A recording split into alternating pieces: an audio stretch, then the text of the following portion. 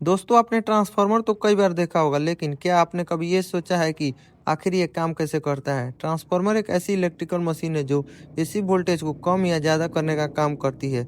सबसे खास बात यह है कि इसमें कोई मूविंग पार्ट नहीं होता, फिर भी ये लगातार काम करता रहता है।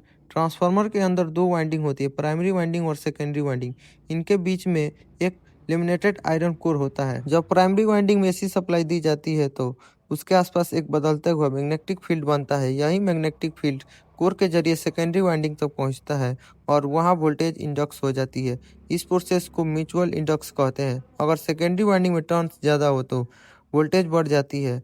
इसे स्टेप अप ट्रांसफार्मर कहते हैं। और अगर सेकेंडरी वाइंडिंग में टर्न्स कम हो तो वोल्टेज कम हो जाती है। इसे स्टेप डाउन ट्रांसफार्मर कहते हैं। इसी प्रिंसिपल की वजह से बिजली को लंबी दूरी तक आसानी से भेजा जाता है और फिर हमारे घरों तक सुरक्षित वोल्टेज पहुंचाया जाता है।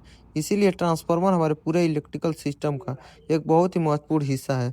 बिना ट्रांसफार्मर के पावर ट्रांसमिशन और डिस्ट्रीब्यूशन लगभग नामुमकिन हो जाता है। अगर आपको ऐसी